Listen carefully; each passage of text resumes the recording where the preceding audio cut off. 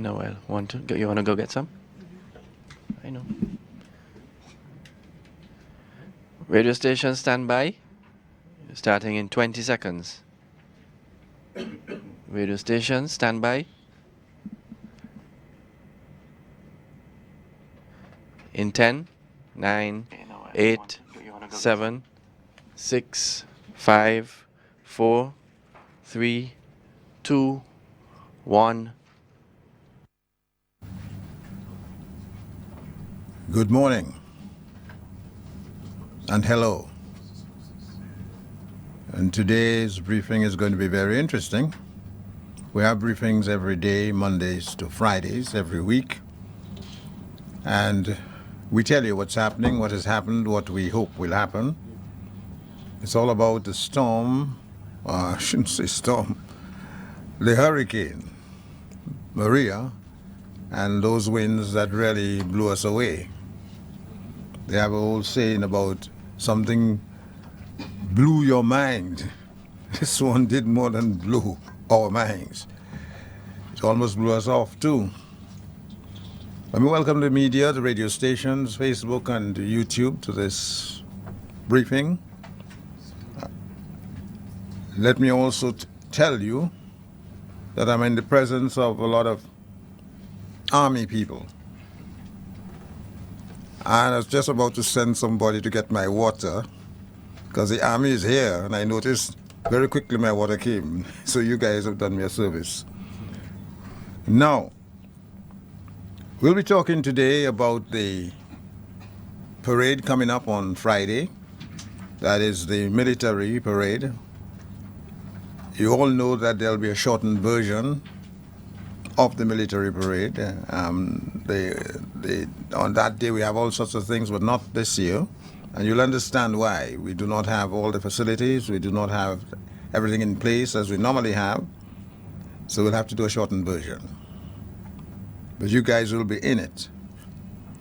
And to give you an overview of what is going to happen, I will call on the person who knows it best, the Honorable Minister for Immigration, Justice and National Security. How could I miss that one? And he'll be coming to tell you all about what will be happening and I'll give you an overview because we have a lot of military people here. About what? 100? No. 323. I really thought it was 324. That's 323. All right. And the Minister Blackmoore, Rayburn Blackmoore, we know well, is here, and he'll be talking to you right now. The microphone. Thank you, Honorable. I almost said Honorable Joseph. I think I can recall as a little boy growing up, hearing the wonderful voice of Mr. Dennis Joseph and the likes of Jeff Charles and others. It's an honor to be here this morning, and I've listened to you with several briefings, and I think it's a wonderful refreshment after this monster hurricane Maria to have your voice in our living rooms in Dominica and overseas and on our vehicles. I'm also honored to welcome here this morning the Permanent Secretary in the Ministry of Justice, Immigration and National Security, the Commissioner of Police, the Registrar, Mr. Jose Walsh, and we have a number of colonels in our mix this morning. And I want in a special way to welcome the commanders of the various contingents from the original forces, namely Jamaica, Trinidad, and of course, just a few days ago, we had the Bahamas contingent join us, a strength of 44 additional men, and that brings the aggregate to 323 to complement and to support our effort in Dominica to maintain a sense of law and order in this wonderful country, Dominica, especially post-Maria. We also have RSS, who have been, RSS, as I've said before, is a model of an organization that have been there for us in good times and in bad times. And I'm honored to have a friend who is now the commander of the RSS contingent in Dominica, the Deputy Commissioner of Police of Grenada. And it's a tremendous individual, and it's nice to have you here in Dominica. Notwithstanding, of course, the devastation brought about by this monster hurricane, Maria, our will remains strong, and our relentless effort to repair and to rebuild this wonderful country is evident in the response from us as a collective and extraordinary leadership demonstrated by our Prime Minister day after day. I think that's a sense of inspiration for us as a country rebounding, and as we transition from relief to reconstruction, our inspiration from our leaders will be even more important going forward. This morning we'll be talking about two issues here this morning. And as you know, that our independence celebration is a major hallmark in our development as a people, as we celebrate, notwithstanding Maria, 38 years as an independent country. An important dimension of our celebration has always been our military parade. And as we heard from Mr. Dennis Joseph, it will be somewhat abbreviated, but we will have the participation of our regional colleagues of the armed forces, of course. They all have consented, and I think that will be a demonstration of our unity as regional brothers and sisters. And the Commissioner of Police will speak to that, and I'm hoping that Colonel Ogilvy will also say a few words as to the participation. And my good friend, Mr. Colonel Wicks of Trinidad, who I've been told might not go back to Trinidad. That's what I've been advised for whatever reasons. And don't laugh, but it's true. And also Deputy Commissioner of Police of Grenada, Mr. Martin, will speak briefly as to the participation of the RSS armed forces in our military parade. I've been advised that we'll be having only the review order this year, and not elaborate demonstrations and various aspects of a parade that we have actually loved for the past many years. And then, as you know, that the cornerstone of any society, especially a democratic society, there's a strength in that country is in its justice system. And therefore it's imperative that we have our courts at both levels, the High Court and magistrate level, up and running. Of course, we would have suffered tremendous destruction to our office spaces housing our various courts and our legal offices. But that notwithstanding, the Ministry of Justice has been able to actually has risen to the challenges, and we have been able to put in place a schedule for both our magistrate court and our High Court. The Chief Magistrate is not here this morning. The PS will speak to some of the plans we have put in place thus far to ensure that our courts are up and running. We also have the Registrar here for us this morning. He'll speak about the plans that we have put in place to ensure that our High Court sits, and we have been able to make some alternate arrangement for the sitting of our High Court, and the Registrar will speak to that. And also we have to ensure legally that our judges are properly housed. The Registrar will also speak to that very important aspect of this morning's briefing. I've said enough. I only to say, on behalf of our Prime Minister and the wonderful people of Dominica, I want again to express my gratitude for all the members of the regional armed forces. I think we should put our hands together for yourselves. Yeah. Because post any serious hurricane or any natural disaster, security is very critical. And then the issue of search and rescue, and then communication. Once you're able to communicate and establish contact with the various parts of the country, it's easier to ensure that relief supplies meet the most vulnerable. So we have been able to get our support from the regional forces, and some of them have said to me that Dominica is like the home. I am seeing that the Colonel is from Jamaica is smiling. Well, that is among ourselves, so don't get involved in that. So I call on the Commissioner of Police firstly, and to address us here this morning. Thank you very much.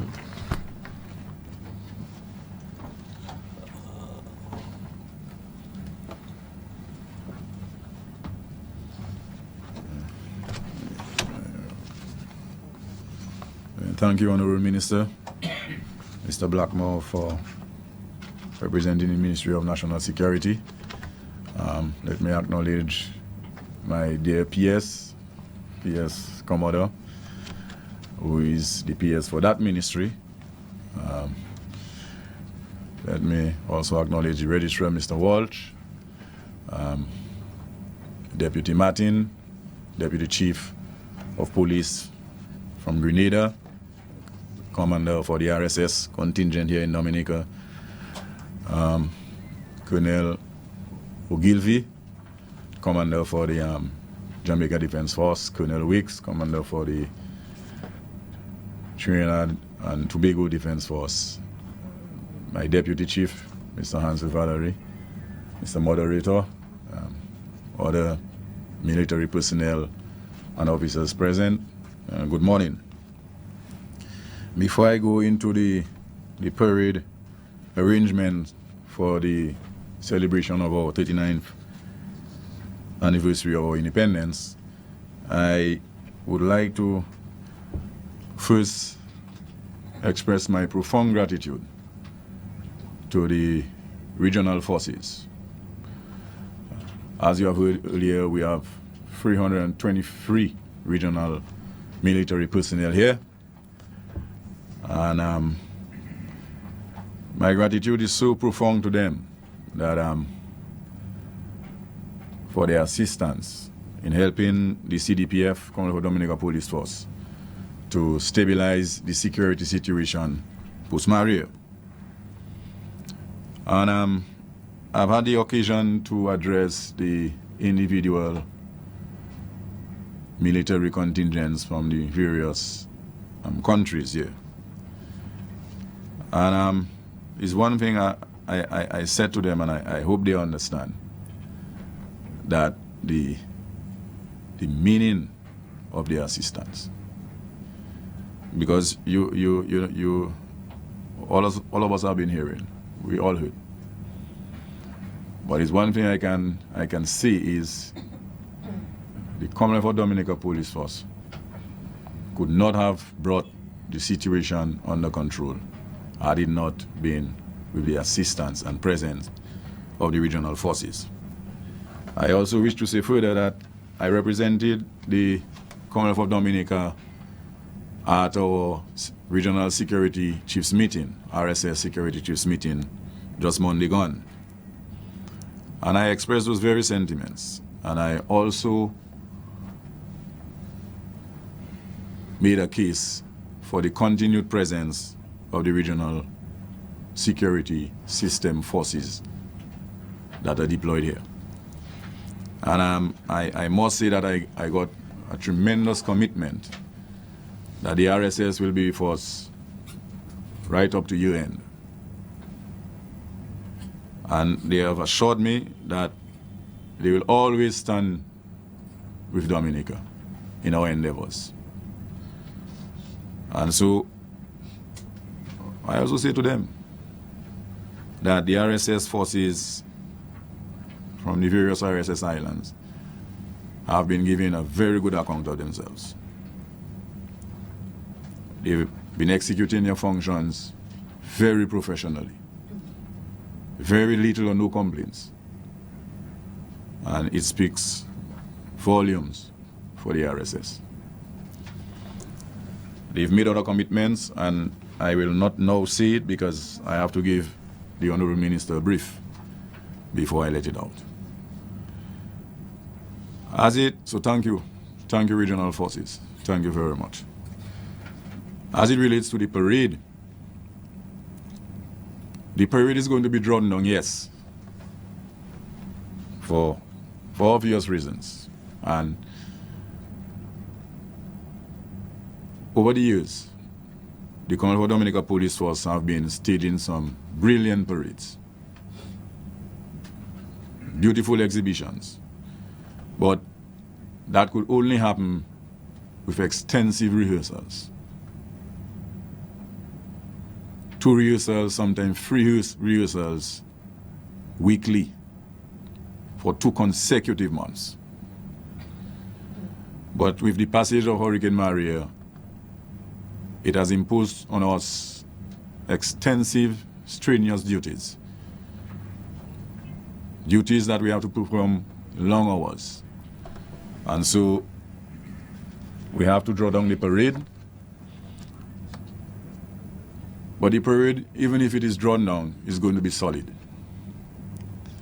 It is going to be solid because we have all the regional forces taking part on the parade. Jamaica Defence Force, Trinidad Defence Force, the RSS Regional Security System, and as of yesterday, the Defence Force from the Bahamas joined us. And so we will have each of the forces per platoon on the parade. And so the parade is going to be solid. We taken a decision that we must have the review order. And the President will inspect the Guard of Honor on his arrival. Following which he will take his seat, and then after the addresses and the displays, there will be a march in review order. And that is to signify that Dominica cannot stand still. Dominica must move forward.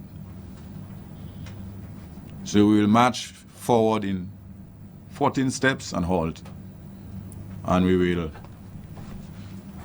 have the presidential salute. I know we are Dominicans and we are patriotic.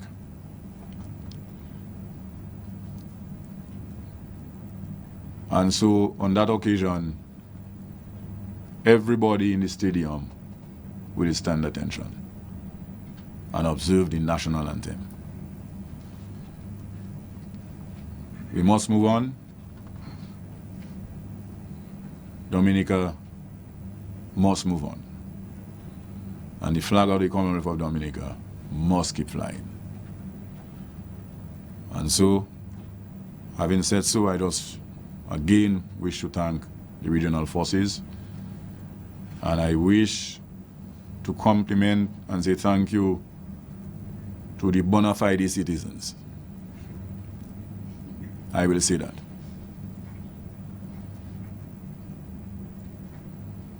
All of us are Dominicans, but not all of us are bona fide citizens. And so, thank you very much, Mr. Moderator. I can say you are a bona fide citizen. You can take that from me. Those who are not bona fide know themselves. And that is much I will say. Thank you very much.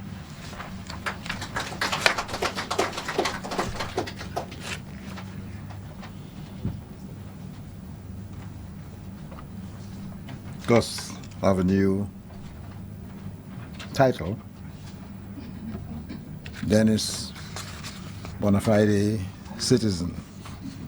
Joseph, I do appreciate your sentiments. I share them too. I think we have Dominica and we have Dominicans.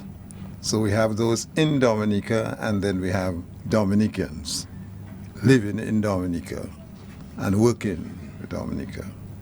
Certainly the review thing that you mentioned, you know, is it the one that I'm not too military, as you can see. I don't have my the one where you make the 14 steps and you halt suddenly, and everybody's hoping somebody topple over. Yeah, I do it myself. I'll be on the broadcast on Friday for DBS, so just trying to find out what I have to say. Now we move on with the Jamaica Defence Force, represented by Colonel Jamie Ogilvy. The microphone.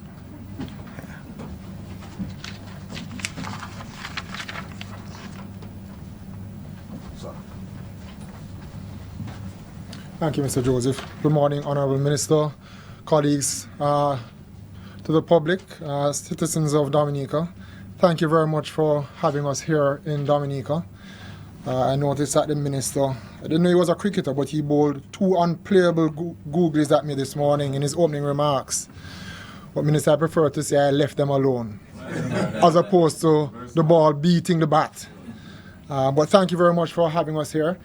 Thank you for your hospitality in spite of the devastation that has affected Dominica. We have been made to feel very welcome, and certainly on behalf of the people and government of Jamaica, it is our intent to stand shoulder to shoulder with Dominica in this process of recovery and rebuilding. To that end, we have deployed, from our perspective, a sizable force to be here to assist Dominica. We have somewhere in the region of 120 soldiers deployed here, and our principal efforts is to assist Dominica under the direction of the government of the Commonwealth of Dominica. We have been doing this on a number of different lines of effort. Firstly and most importantly, assisting the CDPF in security. Since we got here on the 26th of September, we have done over 177 security-related missions, including mobile patrols, foot patrols, escorts, border patrols, special operations, and key point protection in a number of critical areas, not only in the city of Roseau, but all across Dominica. We've also been supporting relief distribution operations. We've done about 33 of those distribution operations, reaching over 60 communities. And that's just in support of the government. You've also assisted other NGOs, international agencies, and individuals, as well as supporting the logistics management and packaging of relief supplies at the Dexter warehouse at Woodbridge Bayport, and a number of areas. And we continue to do all that we are asked as much as our resources allow us to do, and we will continue to do so. We also have a significant engineering component, and we have done over 69 engineering tasks since we have been here. We have a team that works with the Ministry of Public Works and Ports in helping to remove debris from the roadways. We've primarily worked at night when the equipment is available to us, because we don't have any heavy equipment of our own, but we have the operators. And we've been able to move over 1,600 tons of debris from the streets, principally of Roseau. That has really helped to clear up the roads. We've also had teams of soldiers with chainsaws who have helped to remove debris from roadways. We've cleared over 20 miles of roadway, especially between here and Douglas Charles Airport, trying to make that corridor, again in conjunction with Ministry of Public Works and Ports, to make that corridor accessible.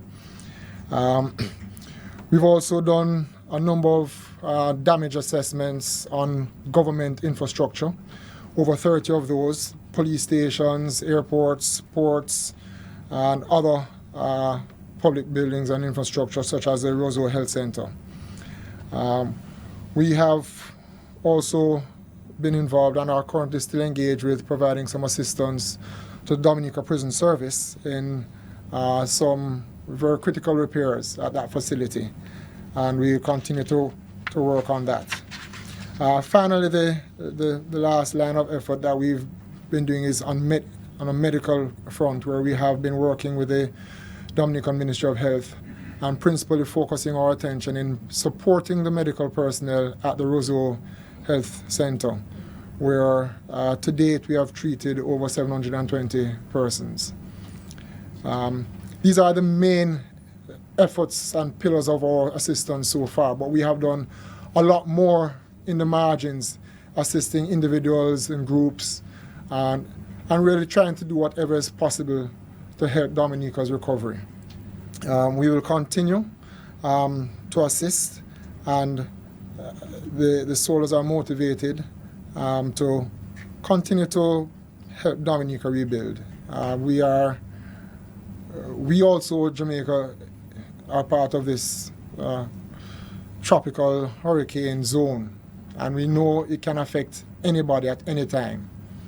And when we saw the devastation that was visited upon Dominica literally overnight, we had no choice, and it wasn't even a second thought about responding. And I know the rest of my colleagues from other regional forces in the region share the same opinion, but they will speak about their own activities. So we continue to support the government and the people of Dominica, and we will do all that we can. So thank you very much for having us. Even in these desperate and most tenuous of times, the beauty of the country of Dominica has really struck us. The topography, the relief, even with the destruction visited upon the forestry reserves, etc. Dominica is still a very beautiful country, and we know that it will return to its beauty and regain the vivid description of its moniker as being the Nature Isle. And so we thank you very much for having us, Minister, and I will now hand back over to the moderator.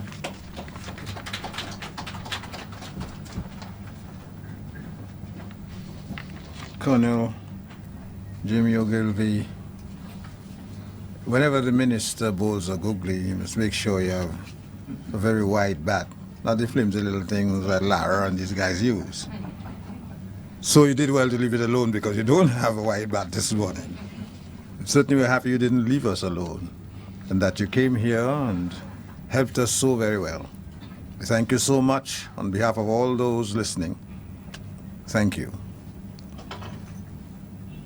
Kester Weeks is another colonel of the Trinidad and Tobago Defence Force, is here to say a few words to you.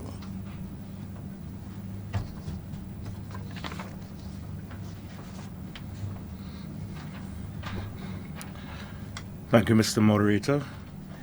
Good morning, all. I greet you on behalf of the President, the government, and people of Trinidad and Tobago.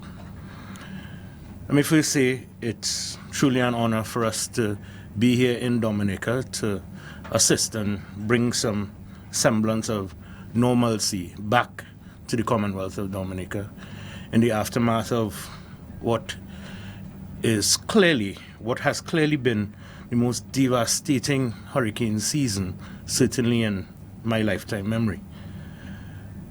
Truly, when we got into Dominica, it was a sad state of affairs to see the scale of destruction that befell this wonderful little country. But that being said, we came in with a mission to help, a mission to assist, a mission to bring relief in whatever form or fashion it may have been to the people of the Commonwealth of Dominica. Since we have been here, we have been involved in a series of activities, humanitarian and disaster relief efforts. We've been heavily involved in the returning of the Princess Margaret Hospital to some semblance of normalcy. The work still continues, and there is still a little way to go, but we are confident that over the next couple of weeks, we shall have that facility at close to 100% functionality. We were also involved from an engineering perspective in the return of the passenger ferry terminal to service. And this in itself is, well, for me and certainly the soldiers and sailors under my command, a tremendous opportunity, because we did not recognize until we got here what a significant lifeline the naval route into and out of Dominica meant to the people of Dominica. So that has been one of our very proud accomplishments so far.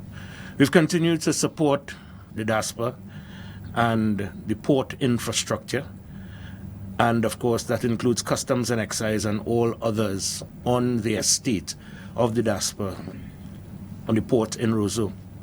We've continued also to assist with households and the returning of roofs and shelters, to shelters, to ensure that those internally displaced Dominicans who now sadly have no home to call home are able to be in some degree of comfort in the shelters that remain functional to this point. We also had the opportunity to work on schools and some other government infrastructure. That being said, when we also got here, there were some issues at the port, and we were able to assist in getting the port operations back to a sensible place of functionality. I would like to say that my troops are really committed to what we are here to do, and we continue to give our all to the people of the Commonwealth of Dominica. We are happy to see the incremental improvements as it goes along, and nature has continued to show us that in spite of all that may be going on around us, that the indomitable spirit will always see us through. And in the very same way the green is returning to Dominica, we can see the vitality of the people returning, and we are really proud to be a small part of that.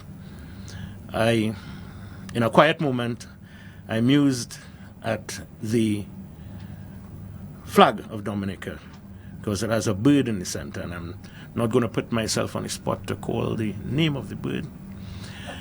However, it reminded me of the mythical phoenix that rose from the ashes, that it died and it came back again.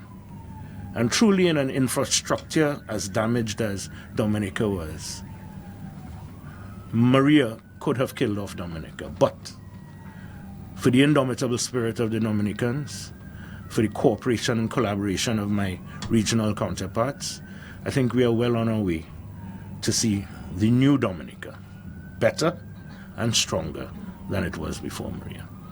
I thank you.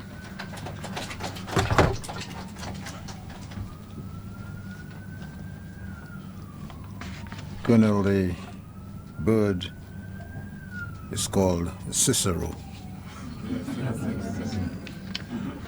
Yeah, and I'm happy you noticed it, because it's a very important bird to us. It's a parrot.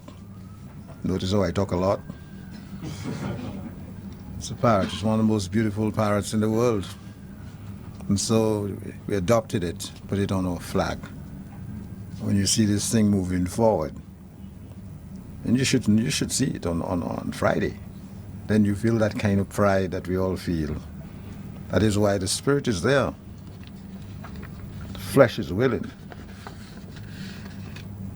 The spirit also. Don't think I'm going to say the other one. The spirit also. The regional security system has been here with us and has done marvelous work. One of the things you'll find is that people don't notice. That is the beauty of your work. You don't stand up and say, "Hey, we're fixing the port." You don't say anything, just do the work. That's so commendable that I can't imagine what we would have done without you. So the Deputy Commissioner of Police, Edwin Martin of the RSS. Please come to the microphone.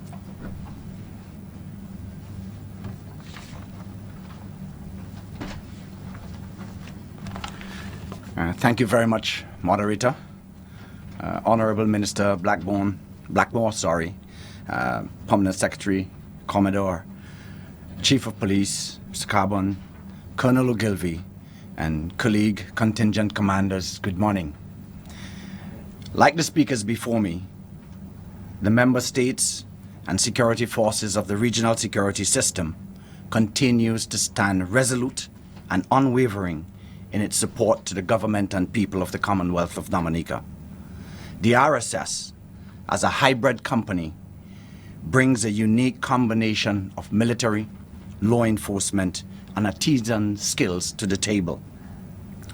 Those skills are considered critical in contributing to stabilizing the security environment while simultaneously assisting with the restoration and rehabilitation process. To date, the RSS has contributed to the following: providing security forces to a number of businesses and financial institutions, providing security to the state prison where the perimeter fence has been compromised, providing security escort for the distribution of relief supplies island-wide, as well as patrolling along with the Commonwealth of Dominica Police Force in mobile and foot patrol with a view to ensuring that a stable security environment, one that is free of the fear and perception of crime, exists. Those patrols also assist with the enforcement of the curfew for when those times do come around. In addition, a number of projects have also been completed by our artisan unit, a few of which include repairs to the Financial Center, the Inland Revenue, Immigration, and the AG's office. Our future artisan intentions include repairs to the SSU compound, fire station at Cane Field, the Princery, and to assist with repairs to the police stations where needed. I wish to take this opportunity to assure you that the RSS forces will continue to do everything within its capability to ensure the continued success of this restoration process. The soldiers and police officers understand clearly that this mission is not about themselves, but more about the people of Dominica. And in this context, they remain unfazed by the challenges of the environment, and instead they are motivated and inspired by the incremental improvements that are made daily as a result of the efforts, cognizant of the fact that Dominica will rise again. Thank you.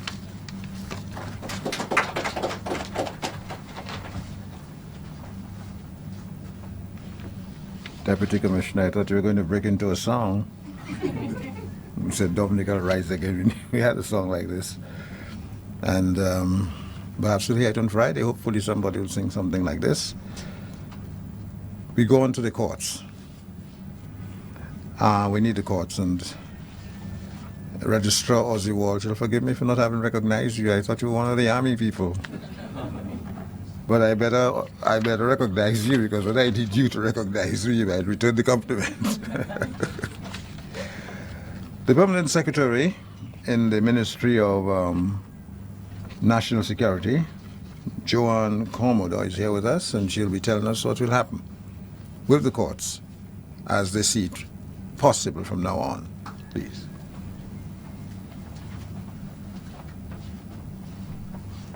Good morning, everybody. Honorable Minister for Justice, Immigration and National Security, Chief of Police, Deputy Chief of Police, Honorable Registrar, Colonels, Colonel Ogilvie, Colonel Weeks, DCP Martin, Majors, I have not forgotten you. Good morning, all.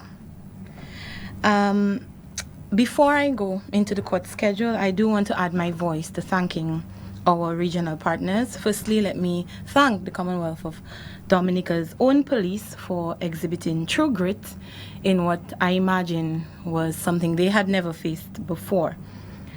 However, in the wake of Maria, we got an outpouring of love from the region, and that is evident in the amount of soldiers who have come to our aid, to our rescue in some measure. They too have exhibited true grit. I have had the pleasure of meeting some wonderful personalities. I don't think I will forget any of them. I want to thank the Honorable Minister for his leadership, for his support, for keeping me on my toes, for challenging me. This job has truly shown me what I'm made of. But I will focus today a bit on the other custodians of justice, which of course goes beyond our armed forces.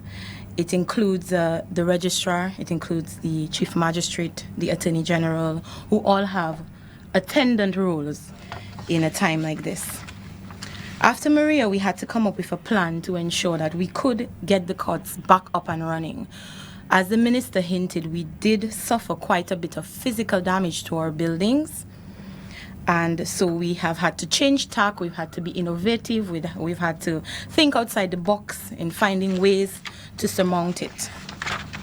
I am happy to report, though, that a lot of our magistrates' courts are back up and running. The Portsmouth Magistrate Court recommenced on the 23rd of October 2017. The courts on the Bayfront, Magistrates Court number 1 specifically, will recommence on the 13th of November 2017. The St. Joseph Magistrates Court will recommence on the 7th of November 2017. The La Plaine Magistrates Court will recommence on the 7th of November as well.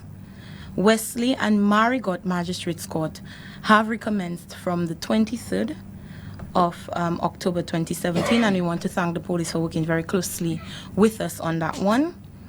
In Vacas, however, the court is destroyed, but the matters are being done in the Portsmouth Magistrates Court so that we do not lose any time. In terms of the Magistrates Court building, we are in the process of renting a new building for the Magistrates Court in Roseau so that we can resume sitting for courts 3 and 4. The other services available from the court, they are available in both Portsmouth and Roseau, and that includes our cash-in services, collection of maintenance, paying of maintenance, the collection of fines, the paying of civil costs. Now, concerning the High Court, I am going to hand over to the registrar, of course, with your permission, Mr. Moderator, so that he can tell us a little bit about the plans that we have put in place for opening of the High Courts. Thank you.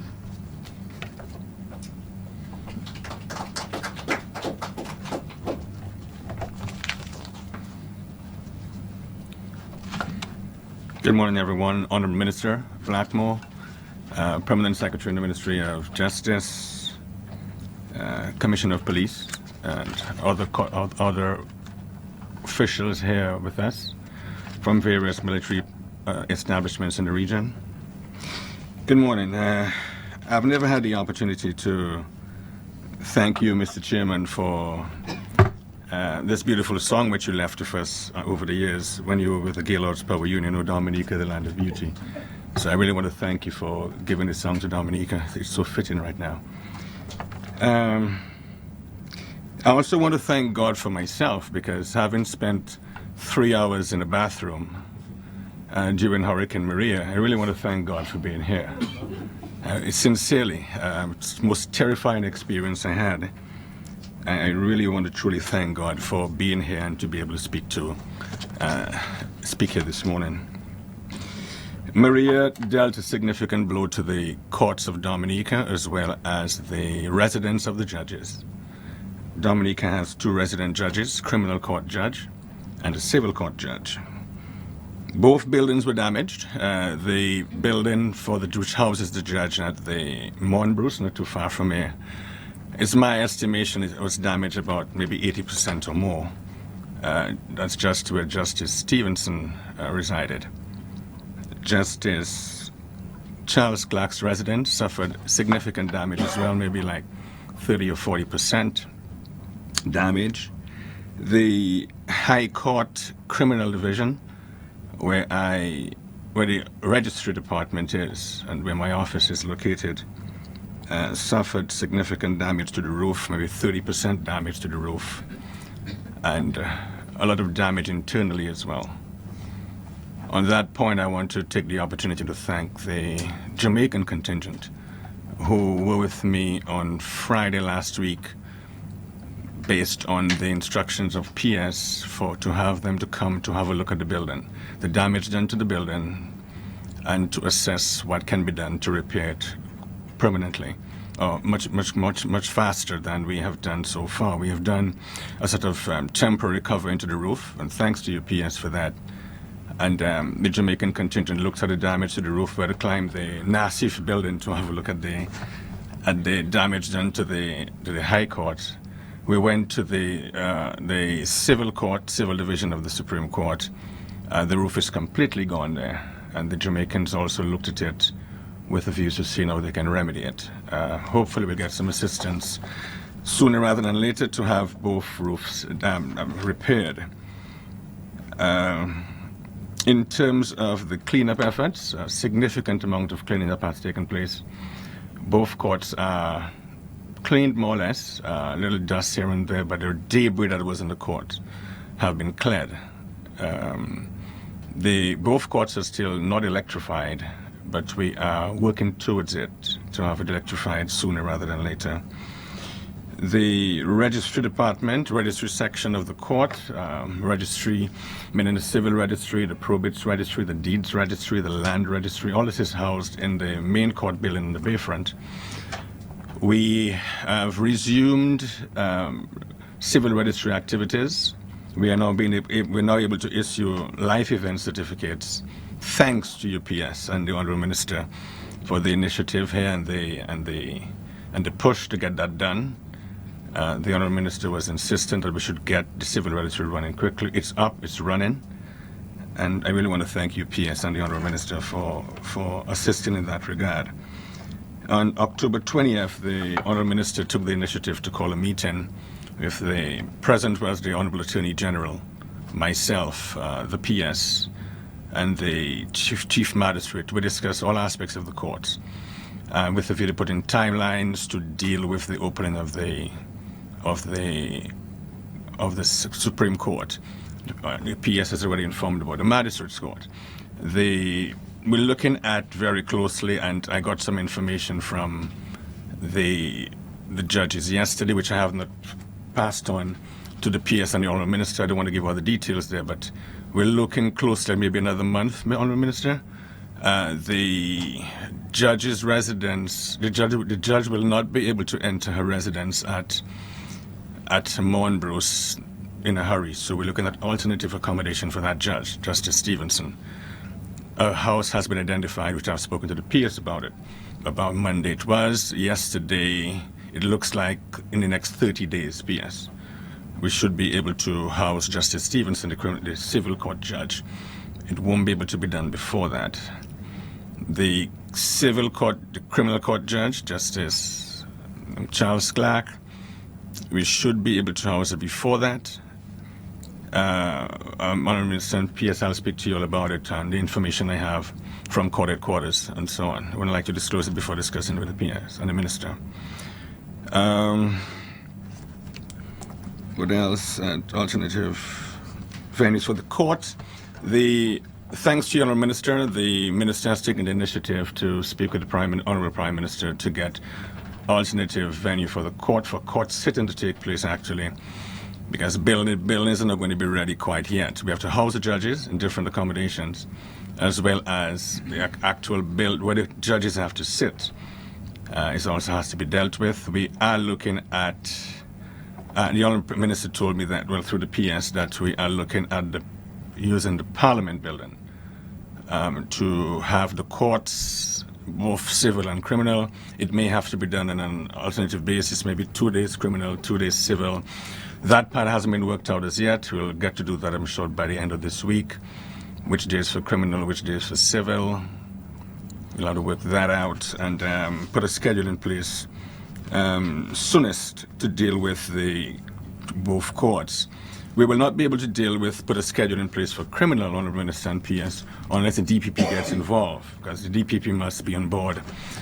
She does the prosecutorial work on behalf of the state. So I called her yesterday, didn't reach her, so I'm going to try to reach her today with a view to coordinating matters between the judge and the DPP as to when the first criminal court sit-in can take place.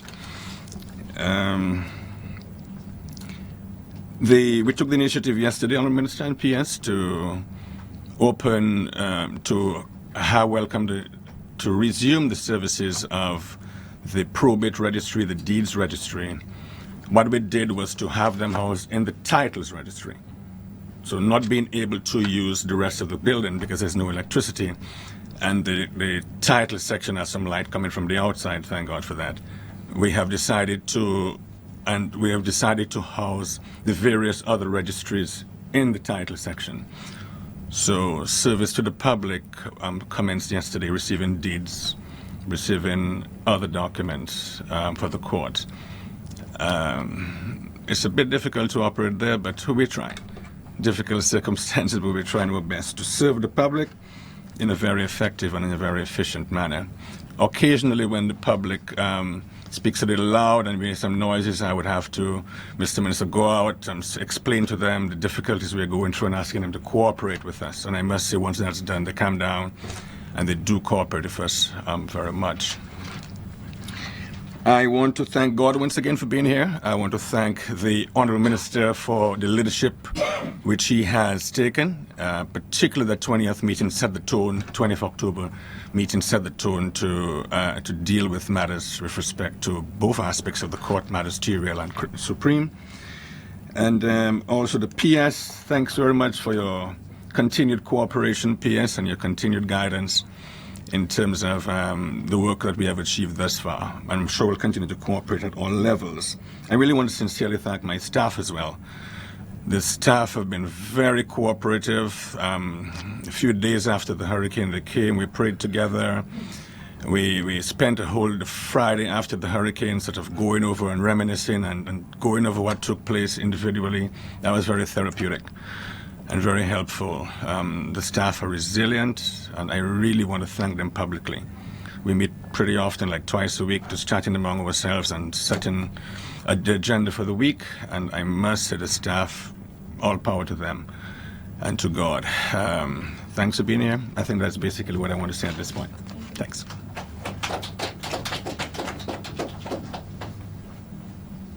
You spoke well after your very long bath.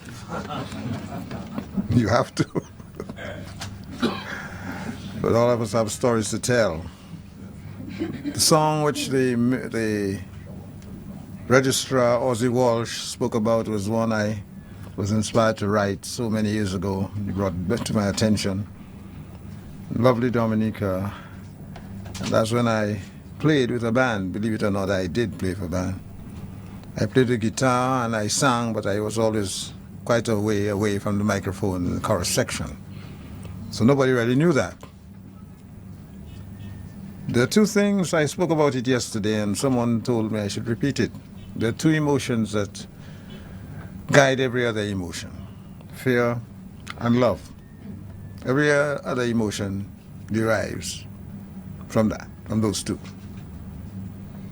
After Maria, we came out fearful. We looked up, we didn't see the roof. We looked outside, we didn't see trees. We were afraid. We started thinking that it's God who punished us. You know the usual things when you're afraid, you start looking all about. Then time passed, and nature started to tell us, what are you afraid of? I got a bigger licking. I was out there all the time. You were inside in the bathroom, but I was outside. And look, leaves are coming back. Even the fruits will be there. I saw a flower in my yard. I couldn't believe it. I thought flowers would never grow again. And then now, as we come out of fear, we come to the other emotion that we must have, that we love our country, and that those who've come here to help us love it even more must be satisfied that they came and their coming was not in vain. We have work to do, and I'm happy you're going to be here until December. Spend Christmas with us. Sorrel and cake. You know, I'm sure you like it. We make a special sorrel. I know Jamaica sorrel. But our sorrel is a little different. Yes, thank you. Otherwise. And I'm sure you'll enjoy that. But the love that's coming from you makes us feel that we should show more love now for this island that has nurtured us, given us so much. I said just yesterday, I never knew I had a good voice until my people told me. I would never know. I was speaking all the time until they said, you have a good voice. Came from my people. This country has helped all of us. We now must show it the love it deserves. So come ye forward, sons and daughters. Come Friday to the parade, the national parade. And let's raise the flag and sing the song. Because this isle beyond compare will once again be the isle without compare. Thank you.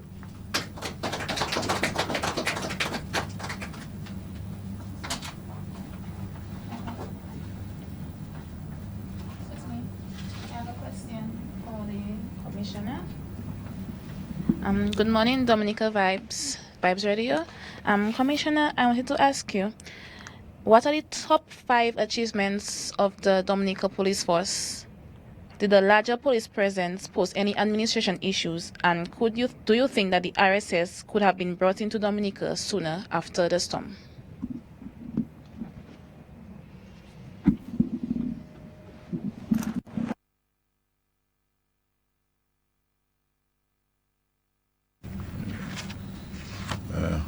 Thank you for your questions, Top 5 achievements of the CDPF. You see, I've been listening and hearing a lot of comments. What the police should have done, what the police shouldn't do, what they should do, and what they didn't do. I was at police headquarters with my men throughout the storm. And I was in contact right up to about 3 o'clock with one of my regional counterparts by WhatsApp.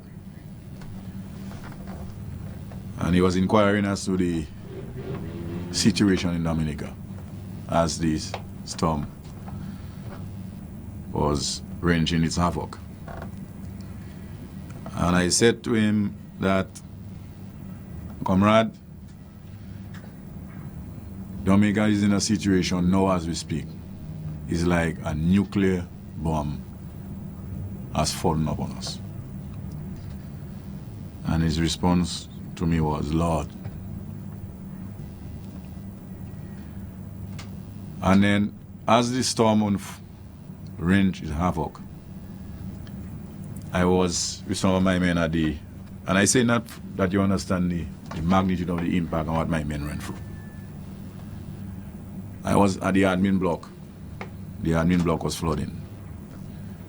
And I could feel that the admin block, which is the top floor, shaking.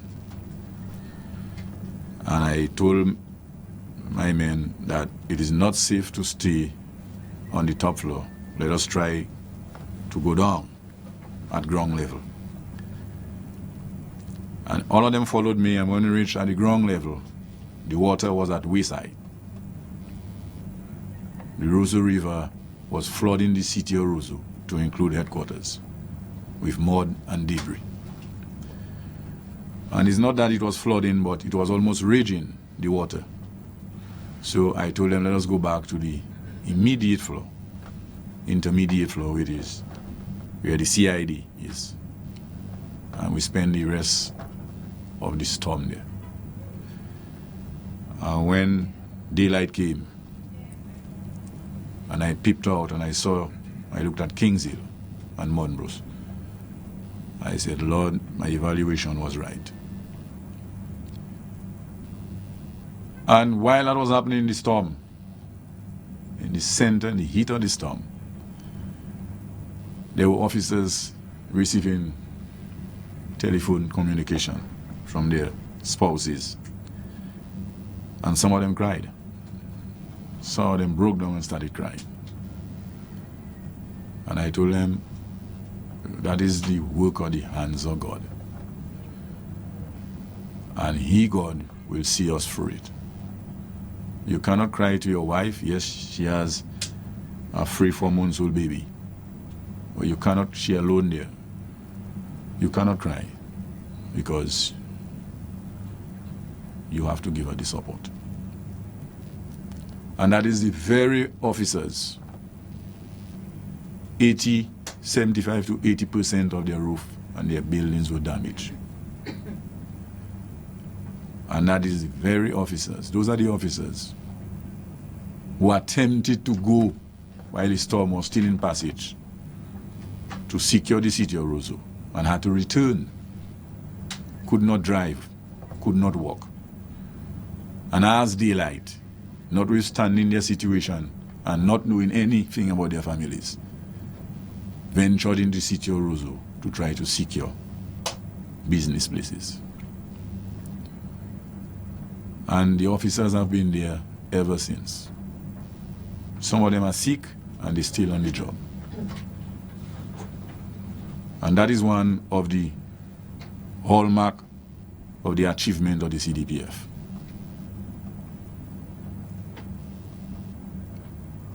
I know in one island which was affected by the storm that there was what you call desertion.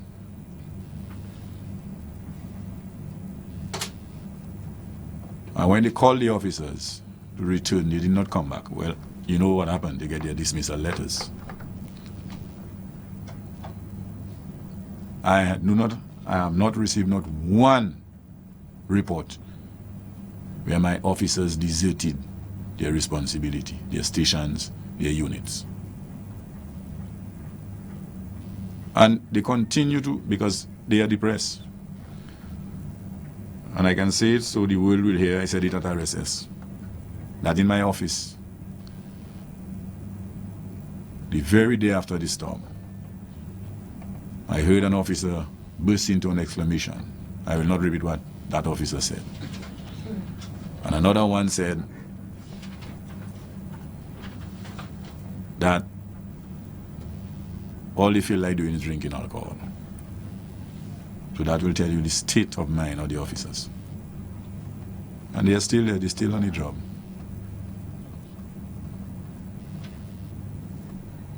So that is the level of the commitment and devotion. We've been performing a lot of patrols. Night and day patrols. The Honorable Minister has a term that I like. Police work is laborious work. It's not anybody that can be a police.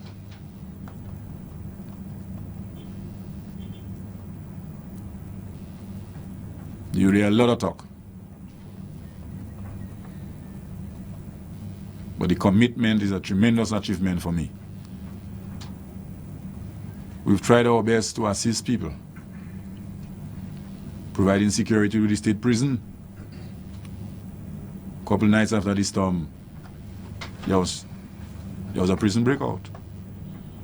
With the help of the RSS and my officers, the prison is secured. We assisted the health center, the shelters.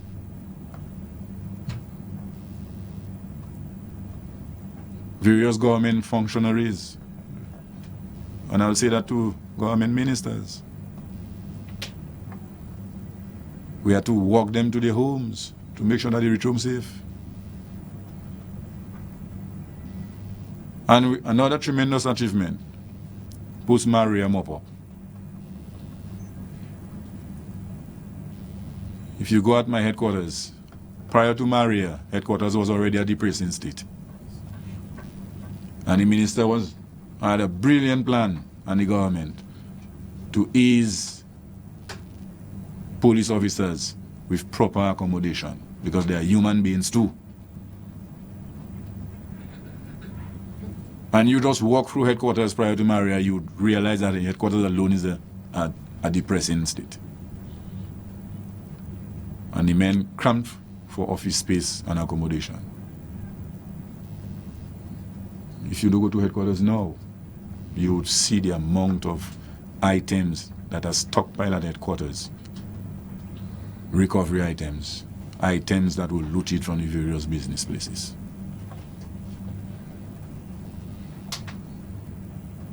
The men have to work in that environment. And it's something we must understand, because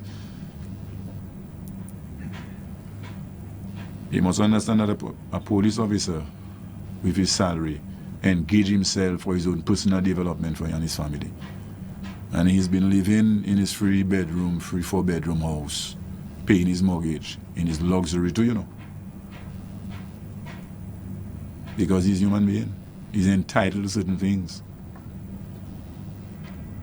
And to lose all that and to be working in a situation like this is tremendously commendable. They are paid to do it. I will always put that caveat. You are paid to do a job and enjoy doing it. I will not say like what the president said. The president said that's what I heard on news. Nobody can sue me for that, you know. I heard the president say that when his soldier wife told him, would you keep my husband in Niger? He said, but that's what he was signed for. I can't say that about my officers. They are paid to do a job. Yeah. Well, I'm not going to repeat the president's name now, but I'm not referring to mine for sure.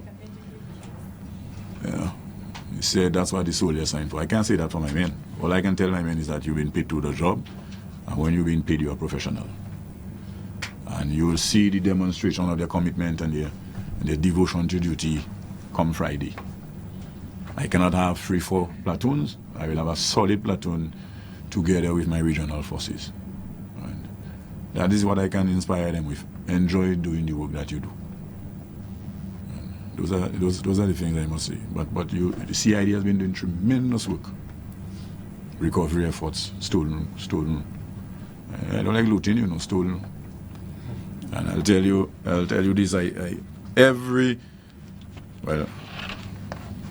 the people do expect to go and loot and steal people's property that is not yours and expect to get away with it free. I understand that one appeared at the court in Portsmouth and he was sentenced to 3 years. He cried, eh? He literally cried. 3 years hard labor. You see, we have to send, the justice system must send a message. We can't tolerate those things. And so my officers continue. They've been managing their health situation. Okay? Some of them sick, they come back to work. And so we will stand for our citizens, the bona fide ones. Even the rogues too, you know, but that's how it is. Yeah. Thank you very much. Commissioner, as you're already there, Julian Morris, Channel 5 News, I was just wondering, as you've been going through the amount of, the stresses the officers are going through right now, I'm wondering to what extent the damage to some of the police stations mentioned earlier is adding to that level of perhaps displacement or stress. I'm not sure how that is affecting your duties and so. Before I answer that, I want to put on record that the government, and this government is the government that have provided the police with the most assistance. Financially, police station building, training. This is a fact. And the Minister, Honorable Blackmoore, have been doing all what he can do to ensure that the police situation is good. I made reference earlier to the accommodation. It was, I believe it still is, but it put us back some years, I can say. Accommodation across police headquarters to accommodate 210 police officers. Self-contained. Designs have been done, the property has been surveyed, and things were well on its way. But that's how it is. Police stations, I have 11 or so police stations, their roof gone. And the media now, the road is motorable, so the media can go on their own fact-finding mission. You just go to Casibros, you map in, or your GIS, and just take, there ought not to be no publicity. Just take a picture of Casibros, Salibia, Viecas, Mount Bruce, SSU function, the training school. I was in the process of recruiting Training school is gone. A Marine base, several officers had their vehicles on duty that night, lost their vehicles at the Marine base because the ravine flooded the base up to about 3 feet from the ceiling. And officers had to be struggling to save their lives. And that is the situation that we have. You see? And thank you, regional forces trying to see how they can help us. And yes. That's okay. I'm sure that Dominicans are going to show their gratitude for the regional forces who are here with us and everything on National Day and so on. But I was wondering whether the fact that we needed support from the region, whether that suggests in any way that our police force is too small. Is that, I know that is probably something that goes much higher than you to, I guess, policymakers and so, but does that suggest in any way that our force is too small and it probably should be much larger? I just had to ask that question. I'm not a policymaker. I can recommend and suggest things, but I'll answer that question in that way. The topography of Dominica is different and vastly different than the topography of other islands in the Caribbean that have bigger forces than what we have. And it's not only a police issue, even you mapping. I don't know if you have mapping TV island-wide, because you know what? To run a line and a pole to connect one community to the other is not an easy proposition. So that's how I'll answer that question. Okay, thank you.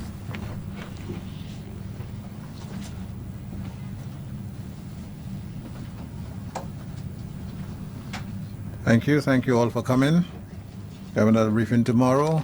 And remember, the parade should come out in large numbers and wave flags. And don't forget your flag with the Cicero. You wave it. Looks lovely, when you wave it. So the Cicero did all sorts of things. Thank you.